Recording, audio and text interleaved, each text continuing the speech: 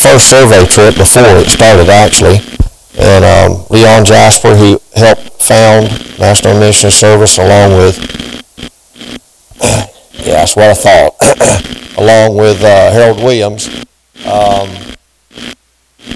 Took me to Costa Rica, Peru, and I like to tease, but when I had a cowlick right there. So that was a long time ago. But anyway, Daddy was one of the first directors of the Macedonian Missionary Service for about 50 years, and I've been in that position for the last 6 or 8. And also, just thank the Lord for the opportunity to be a part of that organization. I know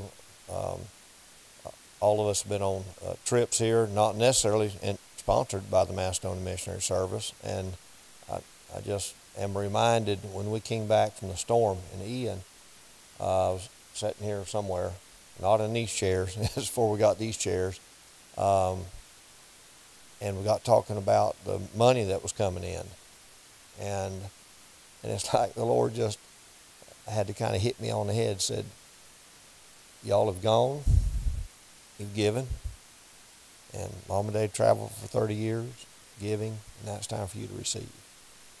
And then it took another week before the Lord reminded me of Luke 6:38, given it shall be given to you, good measure pressed down, shaken together, and running over shall men given to your bosoms. For the same measure that you meet, it'll be measured to you again. And so I'm just thankful for the opportunity we've had to be a part of Macedonian Missionary Service. And Leon and Harold are gone now. They died over a year ago. But their vision and what they desired to help churches. And there's a verse at the end that I'll give to you now, so that hopefully by the time you get to the end, it'll mean a little more to you than it does right now. Lamentation 3:51. My eye hath affected my heart. And that's what it's done for me.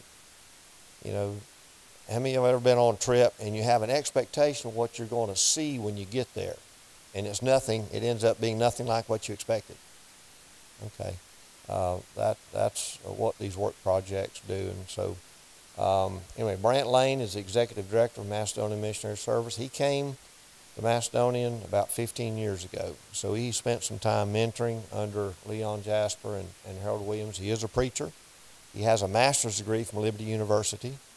And he had his own construction company in Atlanta, Georgia, and built some pretty fancy homes. So the Lord has given he and Paul Lamb the construction background. I don't know how this stuff gets built, really. I mean, 60 people show up and just like, how's this going to get done? But we got enough knowledge behind the scenes that really when you get done, it's a quality building.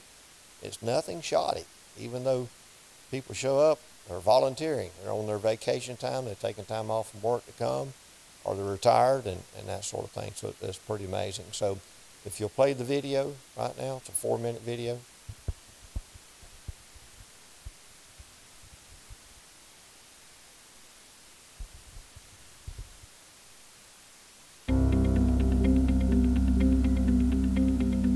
My name is Brant Lane. I get the great privilege of working with Macedonian Missionary Service. We are here today to share with you the many great opportunities that Macedonian offers your churches and your missionaries. Macedonian Missionary Service was established in 1973 as an outgrowth of the ministry of Leon Jasper and Harold Williams. Today the ministry has touched all 7 continents, and the goal has not changed. Since 1980, Macedonian builders have given those in the construction industry the opportunity to build for the Lord and His kingdom. The Macedonian builders have conducted building projects in 26 of 50 states, in addition to multiple countries around the world. The builders help missionaries and churches throughout with plan design, material purchase, value engineer, site development, and construction as our medical missions. Since 1984, MacMed has given medical professionals the opportunity to use their talents while sharing about the great physician. The medical teams provide great opportunities to serve the Lord in many developing countries. Mac trips since 1996 has given young adults the opportunity to participate in short-term mission trips. These college and career age teams help missionaries throughout the world with VBS, youth camps, teaching and training, evangelism, sports camps, and small building projects. Since 2016, MacTech helped missionary and churches with websites, logo design, online giving, technical consulting, and support. We've also recently started helping to install TVs and cameras and videos. Since 2011, the Mechanics Ministry has given those in the automotive industry the opportunity to share Christian love through repairing and delivering vehicles to missionaries and churches. The Mechanics Ministry has 3 fully furnished shops, one in Georgia, one in Kentucky, and one in Texas. This ministry also gives churches and individuals a place they can donate vans and personal vehicles. Since 1984, in partnership with Transworld Radio, the Macedonian Call broadcast has been sharing the gospel throughout all the world as one of Transworld Radio's top performers. The broadcast preaches in Swahili, Mandarin, Burmese, Russian, Spanish, and English. The broadcast now has a potential listening audience of over 3 billion people. One of our greatest teaching ministries is that of faith promise giving. Macedonian's goal with Faith Promise is to help churches develop an organized, purposeful approach to mission giving. At Evening Shade Park, this home is fully furnished, and this home was designed with missionaries in mind. It allows them to have a place to call home when they come in on furlough. It also allows missionaries a place to stay as they're doing their deputation. The park also has 3 full hookup RV sites. Will you partner with us? We need prayer partners. Pray for the missionaries we are helping, the teams that are going, the staff, and for the people to receive Christ. We need financial partners. Go to our website and pray about an area of ministry to support.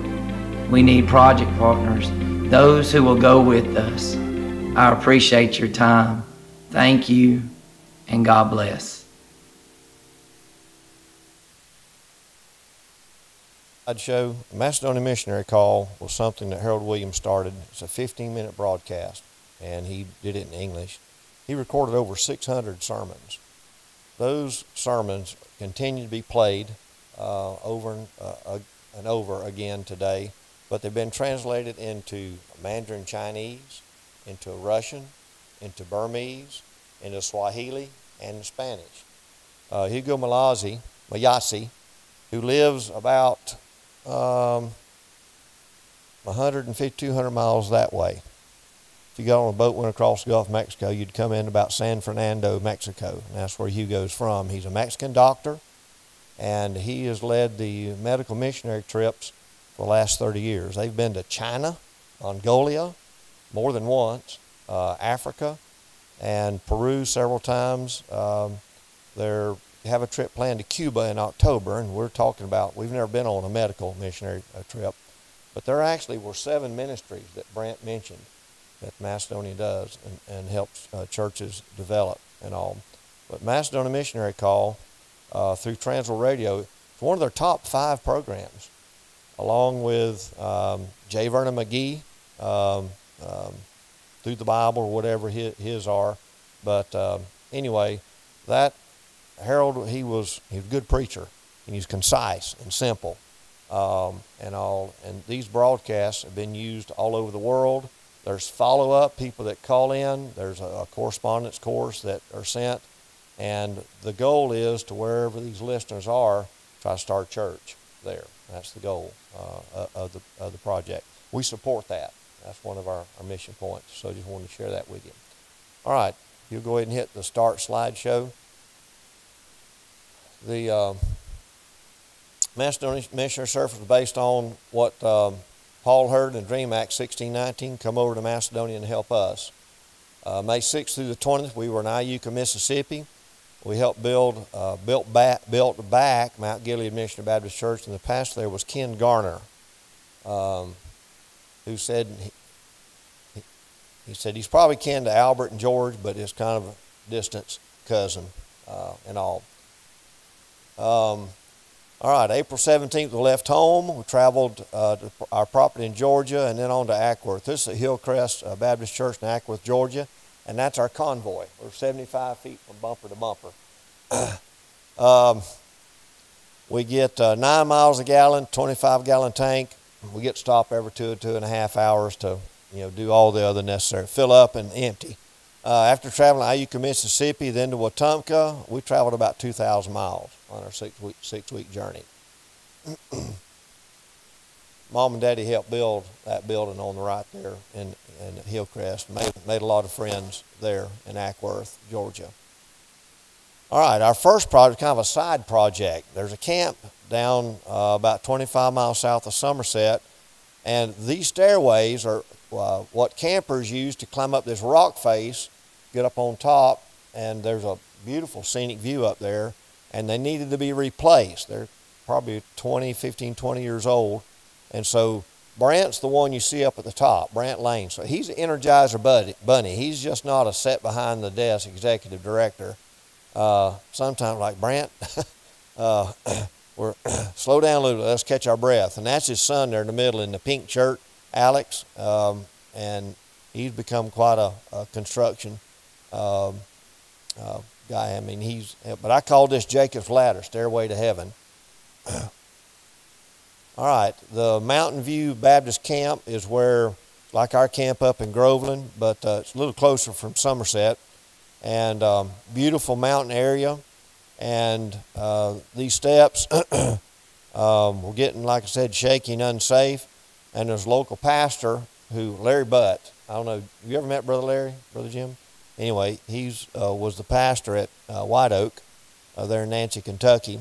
And he's led tours up and down these steps, so he knew how shaky they were becoming. So he asked Brant to get a group together. So about 11 people got together. It was cold that day, and this Flatlander was wanting to go back to the flatland. The Florida boy was wanting to go back to flatlands because I didn't walk on a flat a piece of land all day long. All right, so this was the challenge. We brought the materials in. It's probably over 100 boards, and most of them were 2 by 12 by 16 foot, pressure treated. And we unloaded them down there and put them on a trailer with a little John Deere side-by-side. That was about half a mile up that trip. I know because I walked it. I made the mistake of taking off on foot and said, I'll just go up there, it'd be a few hundred yards. Well, I think I had to stop a time or two and catch my breath. But it took about 5 round trips to get all the lumber up there to the assembly site. And even from the assembly site, it was about another 100 yards up a mountain trail that had a rope to grab onto to get up there. And then there was a narrow place in rock about like that you had to climb up. So after everybody finally got up there, we had enough help to kind of hand stuff up. But it was quite a challenge. That's what we built. That's 55 steps. It's over 50 foot long. And on the side, there's 2 sets of those 2 by 12 by 16. They're solid on the outside, and then where they cut the stair steps out, I'd nail that to it, and then cut the steps out. And we started about 7:30 that morning, and finished up about 3 o'clock. It was probably noon before I finally got took my jacket off. So anyway, but the view behind is the view you got to see once you got up there. Well, we had to build this little bridge across these 2 rock faces, because that was about 8 or 10 feet down. So can you imagine leading a bunch of camp kids up there to go see that? But it was kind of worth the trip. But then the actual rock face, the mountain view scene is about 2 miles from the camp. So I guess they haul them up there to that place down at the bottom. But it's quite a hike up there, but they do that. All right, May 6th through the 20th, went to Mount Gilead Missionary Baptist Church in Iuka, Mississippi. This church was established in 1844. gave testimony. We've been members of Riverview Heights for 49 years and that sort of thing, and it's like 49, 50 years. And then, most of those churches that we visited started back in the 1800s, before the Civil War. So it was a log cabin construction. It burned when the Sanderson wood stove caught the log structure afire. In October of 2022, lightning struck the building and burned it. But that was the fourth time it had been burnt. Fourth time? Okay. All right. Second, third time they suspected arson. But anyway, it was lightning.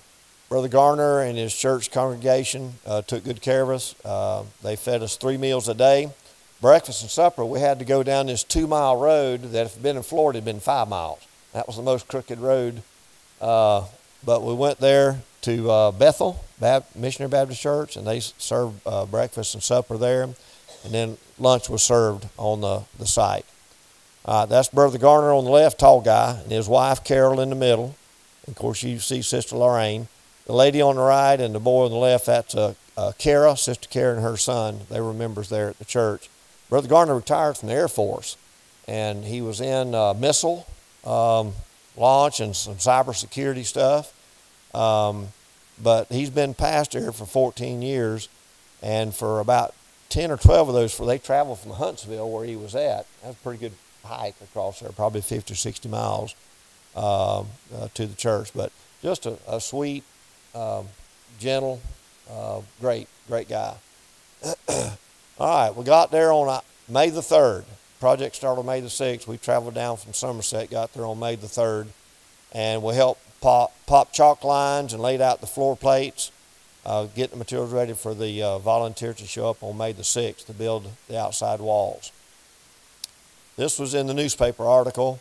Over 50 volunteers from 10 states, Florida, California, Michigan, Missouri, Georgia, Kentucky, Texas, Ohio, Virginia, and Arkansas, gathered on May the 6th to frame, roof, foam insulate, install window casings and plumbing, as well as running electrical wire connections in 14 days. That was the project.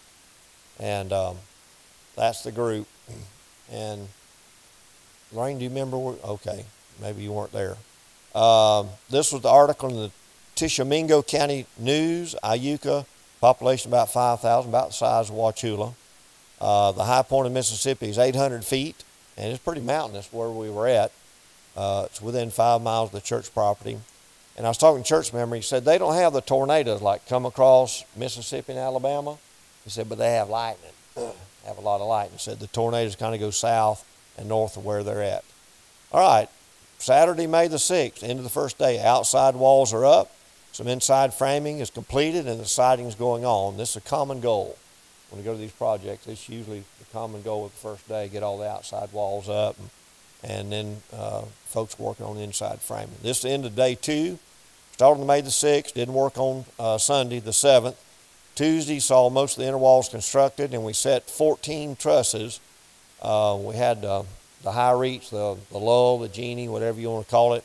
We set those, and usually, again, what's common is within Tuesday or Wednesday the following week, we start on Saturday, we have all the trusses set. So day 3, trusses are set. See the crane there in the background? There were cathedral trusses over the auditorium like these, right here.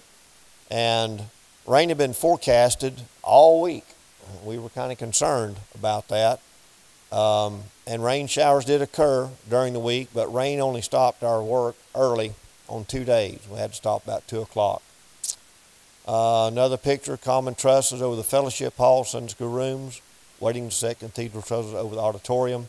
Temperatures were in about 80s, but we had a lot of the volunteers, the kids and the ladies would come around and bring us Gatorade, hydrate. And they had these neck rags that they kept on ice chests. When you grab that and put it on your neck, you kind of a little bit, but it kind of helped keep things cool. End of day 3, Tuesday, the trusses are set. The next day, getting ready to put sheeting on these trusses. Day 4, Wednesday night, we had services. They got enough sheeting and the synthetic, they don't use tar paper anymore. We set up chairs in the back side, And it did rain during the service, so we were having to kind of move our chairs around to get out from underneath the drip a little bit. But heard some great testimonies, and we had first-time project of volunteers, which is always exciting for us because they're just excited to be there and be part of the project. And so meeting in the building for the first Wednesday service is another common goal that normally we see on these projects. There's about 40 people there. All right, 10, day 9 came, and first time I ever put up black tin, but it matched the parsonage roof, so that's the reason they ordered it. It was pretty thin, 29 gauge, and we had to be careful when we put it up on the roof. Had to fold it this way so that when you got there it didn't bend and crimp. And that's Pastor Ken Garner on the left there with a church member on the right. Tin installation still needed in the valleys. We got all the straight pieces, and somebody didn't measure out. We had to cut a foot off of every piece of tin. And so, but we had enough people on the ground and up there to get that done. All right, that was the finished product inside after 13 days. And so it's just... I never cease to be amazed at what gets done. This is the stage in the baptistry, and they had a pump in the baptistry with a heater on it, preacher. I took a picture of it. I don't know if you'll get it one day, but anyway, the foam insulation in the walls and the studs, that's quite a process. And the next slide I'll explain a little more. Those barrels on the right, those 55-gallon drum barrels, the white and the red takes one of each. In that trailer, that's another trailer Macedonian has, there's a pump in there that combines those that creates the foam, the product. They say it's about an R5, but because you're covering everything, it's better than R35 paper insulation. But one of those, a set of those barrels costs anywhere from $2,700 to $3,100 a piece. So it's expensive, so hopefully in the long run, you save the money. Day 13, each project has different situations and different challenges, that's true, but leaving a dried-in building for a church to complete after a 2-week construction project is normal. The volunteer workers faithfully give God the credit for amazing accomplishments of each project, and you wonder how volunteers get caught up in donating their time and energies and hard work to help a group of people they've only known for a couple of days because of Lamentation 3:51. My eye hath affected my heart. And this is from beginning to end here. Day 1, that was May 3rd actually, and then finished product. They've got, they'll use contractors to do, there's brick on the outside to install the AC, the sheetrock. All the bathroom plumbing is done, all the electric's done. They'll just have to buy the fixtures and all. But they did have money from insurance and all, so they should be able to complete the building. All right. Seems like we skipped a slide. All right, that's it.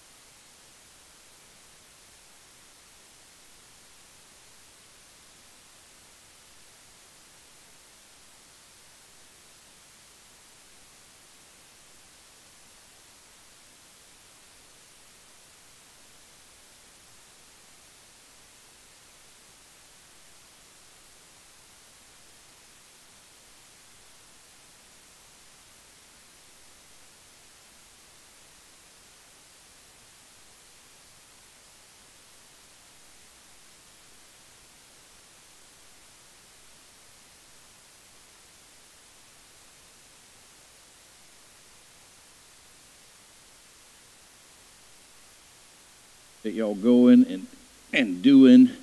I know that is a lot of effort, a lot of time, and we appreciate y'all doing that. Yeah, that's not flat land. Down here in Florida, you can watch your dog run away for 3 days, but up there, that ain't gonna happen up there.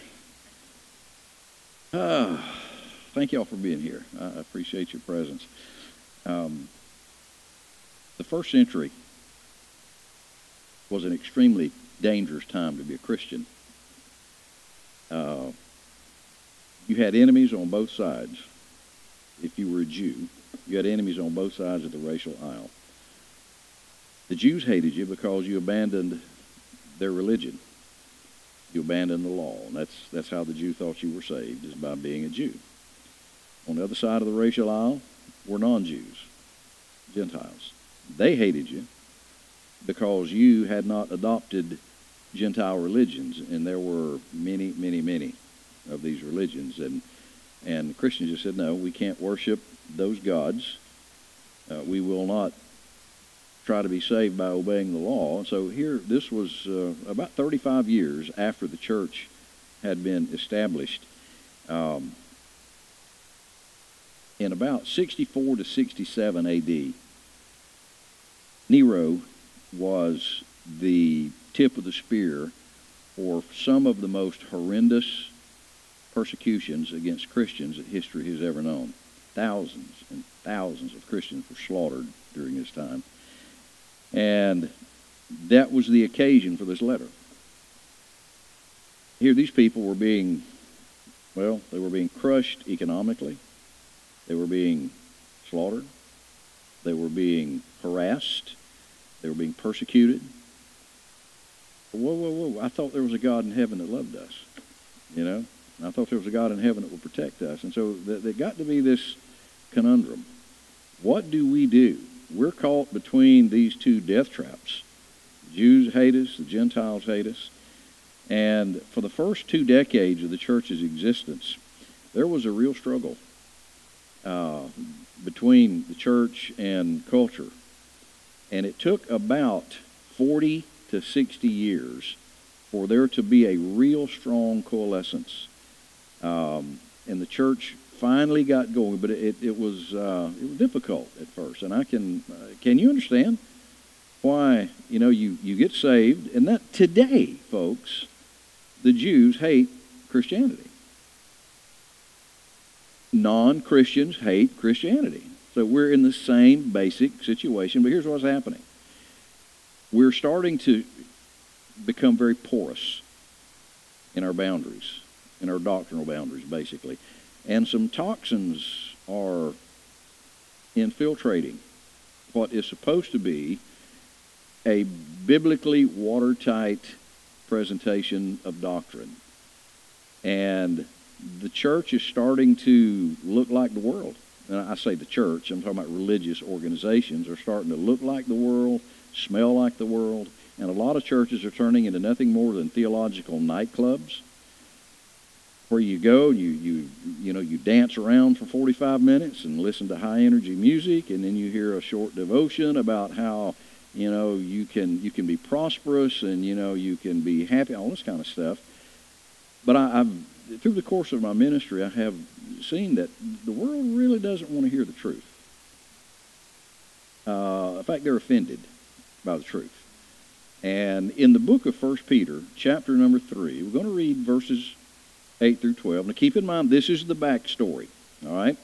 Paul has been beheaded on June the 18th, 67 A.D. Paul was decapitated by the Roman government. That was the voice of Christianity, basically. All right? So they thought, now if we can shut him up, this whole thing will just die a natural death. But what they didn't count on was the response of Christians as a result of this 4-year persecution plus the death of their leader. And so they were given this opportunity to really stand up, just like Paul was saying. These communities where these churches are built, you're not getting paid for this? This is the way the world thinks. You don't do anything unless there's something in it for you. Well, there actually is something in it for you, but it's just not financial, you know. There is indeed great reward there. But look in 1 Peter chapter 3, beginning of verse number 8. And he's going to ask a question, or actually make a statement that is so pertinent today. Finally, be all of one mind, having compassion one of another. Love his brethren. Be pitiful. And that doesn't mean to be pitiful. It means compassionate. Okay? Be courteous. That means to be polite. Not rendering evil for evil. Now, have y'all ever rendered fat? Anybody in here ever done that? No, you know, you heat it up, and so what happens when we're talking about here, you get put in some hot water, some people don't like you, they come against you. Don't let that bring out anger. Don't let that render the fat of anger and arrogance and things like that. Don't render evil for evil. Railing for railing, and railing is verbal abuse. But contrary-wise, on the other side of that coin, blessing. That means to speak well of. Knowing that ye are thereunto called. So this is not just if you want to do it, okay. If you don't want to do it, okay. We're called to be this kind of person, that ye should inherit a blessing. For he that will love life. Question. You love life? Yeah, I've never lived anywhere but here on earth. And I enjoy life. I enjoy my family. I enjoy my church. I enjoy going hunting. I enjoy. And I think probably you do as well. So if you're going to love life and see good days, and everybody in this room wants to see good days and be blessed, let him refrain his tongue from evil. So now he's about to give us the recipe to increase your love for life and open the door for God to bless you. And so he says now, verse number 10, for he that will love life and see good days, number one, watch your mouth. Refrain your tongue from evil. And that what we do in the face of tragedy reveals volumes about us. How we deal with pressures and confrontational people and unmet expectations. You expected this to happen, but that. You ever go into a restaurant and looked at the pictures of the meals on the menu, and you're like, oh, wow, yeah, I want that. And then it comes, and you're like, you're just kind of, your expectations are not met. How about just the simple bumps and bruises in life? We talked about that a little bit this morning, and I would not consider Job, his situation, just simple bumps and bruises. That was major tragedy. And I'm telling you, and I think you know this as well as I do, many Christians that would go through what Job went through would be gone. They ain't gonna put up with this. I didn't sign up. I didn't sign up for this. I gave my life to the Lord, and look what he's, there's a complete misunderstanding of the nature of God. And some of us just crack with a little bit of pressure. Just a little bit. I really goofed up yesterday. Stacey got home from the beach, and we got the grandgirls coming. And she had found a bunch of shells, She's going to show these girls. And there was it was a fish scale. And it looked like a great big contact lens. And it was probably that big around. And she said, is that a fish scale? And she gave it to me because she was going to show the girls. And I said, let me see it. And I was going to see how flexible it was. It wasn't. And she said, did you just break that fish scale? And yeah, I just broke the fish scale. And so, sometimes it doesn't take, and I didn't do it hard, for goodness sake. But there are a lot of Christians that it just a little bit of difficulty, and they're gone because they misunderstand what they've been called to do. And so what we've got, the first thing mentioned here is, watch what you say. You know that words can be weaponized. There are some bad, toxic words in the English language. We've got a little over 1 million vocabulary words in the English language. Most of them are good. And the average American adult uses in their workable vocabulary about 25,000 of these. Out of 1 million plus, we speak about 25,000. What does that tell you? That we repeat ourselves. We say the same thing the same way over and over and over and again. So we're told here, watch what you say, edit your thoughts. Have you ever said something and the moment it escaped, you're like, I should have said that. I wish I hadn't said it. Well, you did, and it's out there, and so now we've got to make things right. But there are people and situations where you might want to really just explode. They've done something that they weren't supposed to do, and people want to draw attention away from themselves when there's a bad deal. For instance, most of y'all, except maybe with the exception of you and Miss Morgan back in the back when we were in school, if somebody showed up, there was no such thing as Invisalign. You know what I'm saying? Had these big metal braces. And do y'all remember riding those people like a wet mule, And we called them brace face and just all kinds of, somebody come up with glasses. And now, we were just all over them. It was cruel. It was ridiculously cruel. And so we wanted to draw hey, look at that guy. Look how dumb he looks. Look how silly that is. What were we trying to do? Keep people from looking at us. Hey, look over there. No, I'm not going to look over there. I'm going to look at you. That's what they don't want. All right, and so verse number 10 says, if you're going to love life, refrain your tongue from evil. Verse number 11. There's that same word. Let him eschew. Now, when somebody says eschew, you want to say God bless you, and I realize that. But eschew just simply means to despise, to hate. And my question is hate an appropriate emotion for certain things? Yes, it is. I hate sin. I hate my sin. Sin is a destructive thing. Everything it touches, it kills. Everything. Nothing gets away. And, we're talking about that, the blood this morning. There is no copay. We don't owe God anything. We don't help him pay for our salvation. There is no deductible. Lord, I'll be baptized, and that'll be 25%. There is no such thing. And so if I want to be blessed and honored in life, the first thing I need is guard my mouth. Guard my mouth. Number 2, verse number 11 says, I am to hate evil because of what it does. Now, I am to look at things the way God looks at things. That's quite a challenge, isn't it?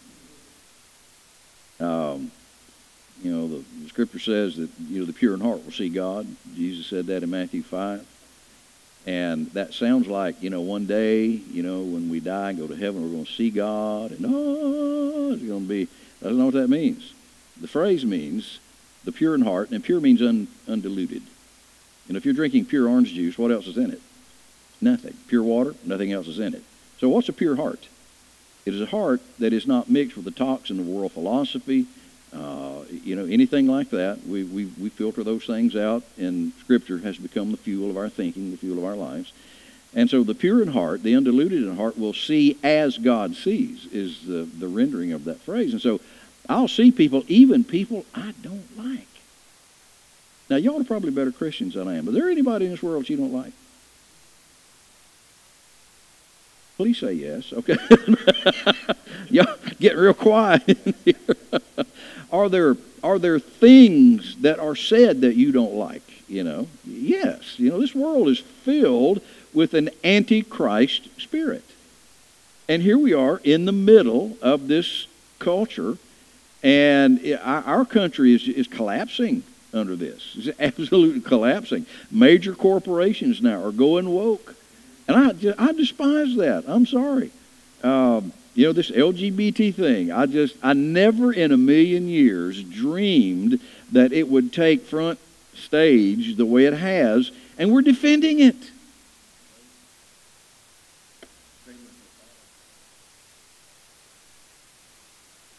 Exactly. And so we are told, verse number 11, let him eschew evil and do good. Let him seek peace and ensue it. All right, ensue is a word we don't use today. It just simply means to chase. Chase peace with people. Pursue peace with people. Now, when I say chase, what would you do if somebody told you with good authority, there is $100 million worth of gold bars buried on your property somewhere? $100 million.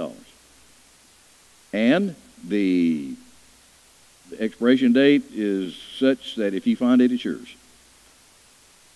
And you go out with a spoon and you dig a little hole out by your front door and say, okay, it's not here.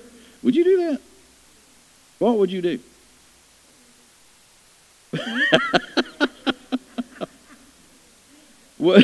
Would you rent whatever kind of front-end loader you needed and tear your yard up, looking for? Would it be worth that?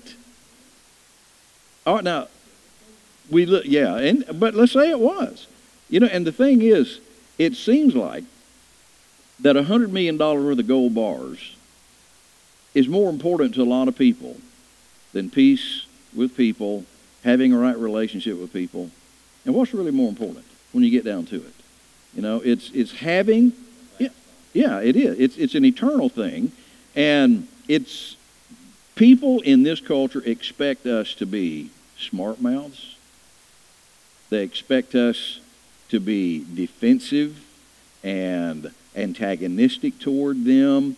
The gays expect us to hate them. I do not hate gay people. I hate the sin of homosexuality. And they have been trapped by it. They're caught up in this thing, and they do not know the end result. And so, yeah, I hate the gay lifestyle. I hate sin that destroys lives. And we can't pet it and scratch it behind the ears because it brings some sort of temporary pleasure. It is just simply wrong. And now, here's the question. Are we willing to be wronged without howling like a run-over dog? Do we want everybody to know how deeply we've been hurt? Do we want everybody to know how magnanimous we are to forgive? Has the Christian life become look at me, look at me, look at me kind of an issue? And so verse number 11 says, to eschew evil, despise evil, do good, seek peace, and ensue it. So, well, why? Well, verse number 12 says, for the eyes of the Lord. Now, the eyes, it's called a metonymy. And a metonymy is when you use one part of the body, for instance, to stand for the whole body. The hand of the Lord. Well, God doesn't have hands like we do, but we're talking about the presence, the movability, the action of God. So the eyes of the Lord, the knowledge of God is everywhere. God knows everything qualitatively and quantitatively. To me, that is just one of those things that makes me sit down and almost drink a cup of coffee. How can anybody know everything quantitatively? The sheer amount of facts that keep this universe in operation. I'm like, good night. I don't even know how grass grows. God knows how. Why is grass green? I know chlorophyll. And so all of the facts God knows qualitatively. Now, not only does he know, but what he knows perfectly, and he knows everything. Now, I suspect some things, and you do too. You go, I think this is the way, I'm not sure, but I think, and I look at a lot of things like that. But God has no doubt. God doesn't ask me, Jim, what do you think of, he's never done that. God doesn't pray to anybody. He doesn't seek God's counsel because he is God, you know. He seeks no one's wisdom because he is wisdom. And, you know, here we are in the 21st century, all right? We've got, oh my goodness, probably, and we don't ever hear about it, but there are Christians that are being slaughtered day and night today. We just don't hear about it, at least on the mainstream news. And we're told that we have some choices to make in life. And you can choose, but you can't choose the consequences. You know what I'm saying? I can choose to put my tongue on a hot stove. I can choose to do that. You know what I can't choose? Yeah, what's about to happen. I don't have a choice on that. I'm going to get my tongue burnt. There's no question about that. And so decisions create events. I would like to stand on the roof of the world and scream that through a microphone. Decisions create events. I can tell every teenager. Decisions create events. The decisions that we make are the building material that is used to build our life. And so, you know, I have no control over, it's like once you start a fight, you lose control of it. You know, you spill water, you don't control where it goes. It goes where it wants to go.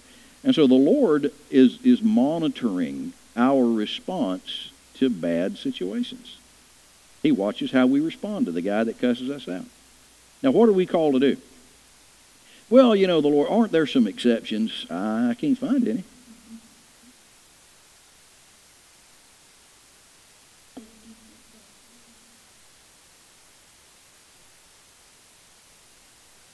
Yeah. Yeah. Now here's the way a lot of us respond to that. Well, that was back. You know, that's been fulfilled, and it seems like everything that's a challenge to us has been fulfilled. You know, we don't need to do that today, and it is a challenge. Gene.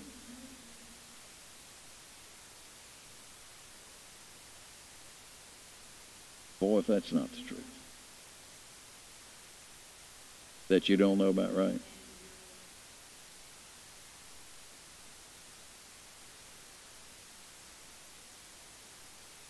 That's true. That's exactly right.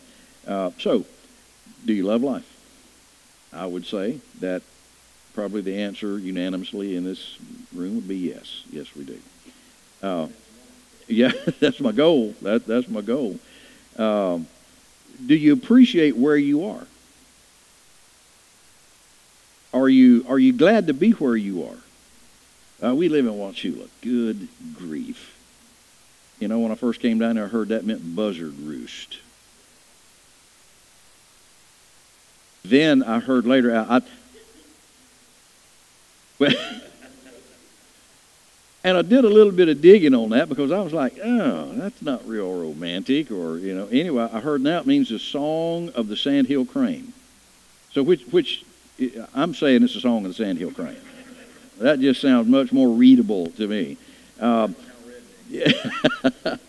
Are you happy with where you are? You know? Yeah, we could live in a bigger place and have, you know, more activities available to us. And but I think that if you blossom where you planted, become the fragrance of the rose of Sharon wherever you are. You don't have to be anywhere to be happy. All right? You don't have to have anything to be happy. Being a Christian in this culture, and I'm glad I live in the 21st century. I really am. If we lived in the 1880s, your voice could reach your little village. 21st century, our voice can reach the world. Right here, yeah. From right here, from technology, we can touch the world without ever having to get on a boat, you know, and go. We can preach the gospel. It's amazing. You know, it's absolutely amazing, and I'm grateful for people who have the knowledge to use this stuff. But I'm really, really grateful for God's goodness. I don't know why He's good to us. I don't know why He loves us. I'm just glad He does. I'm thankful that He does. And I I think that our responsibility is to verbalize our love of God in our community. Not only do we verbalize it, we're to visualize it. We are to live our testimony. We are to be what we say that we are, because life indeed has turbulence. It does. It's not always smooth. And even for Christians, and I'm aware of that. Steve and Marie had a tree fall on their pump house last week. Broke the pump, and they were without water. And stuff like that makes some people just ticked off and mad. And, well, if that's the way God's going to do me, I'm not going to,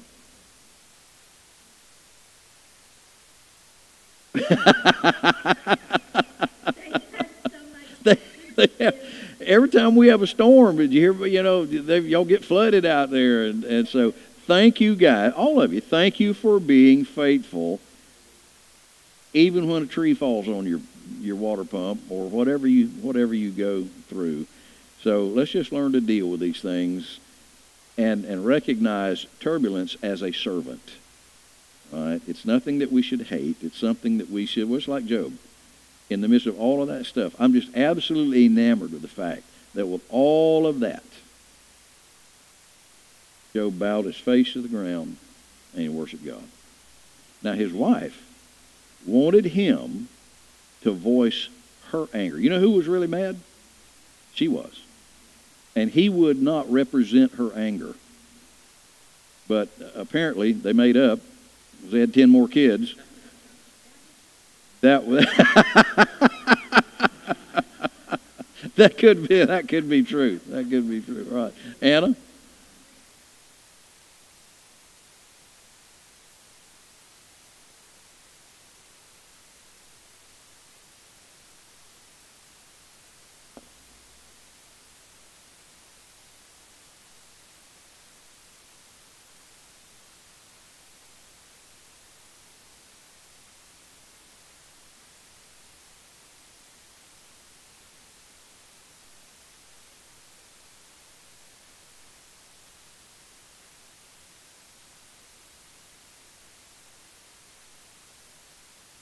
Mm-hmm.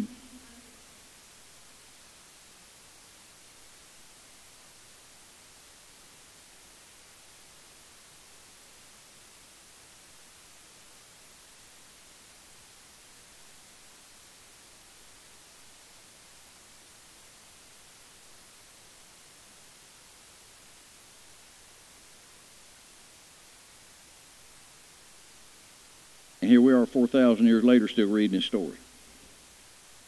So, yeah, good point, Anna.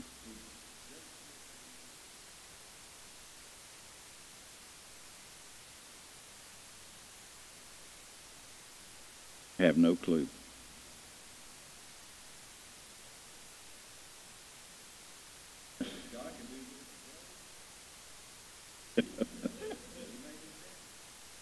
Yeah, toward the end of the book, it's kind of funny. The Lord turned his captivity when he prayed for his friends, and then the Lord told those 4 guys, Job told the truth about me.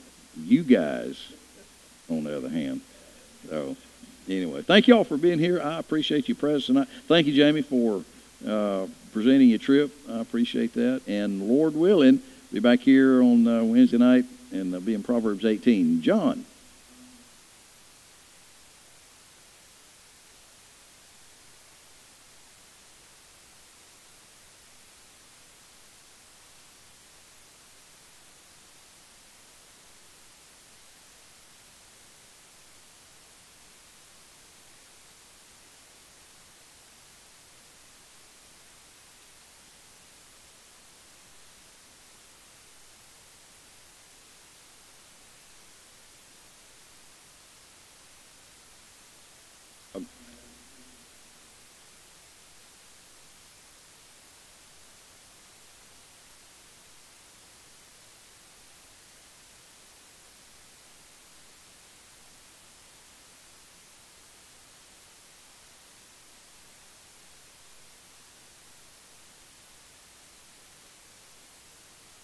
Now, are they in the trailer? Okay.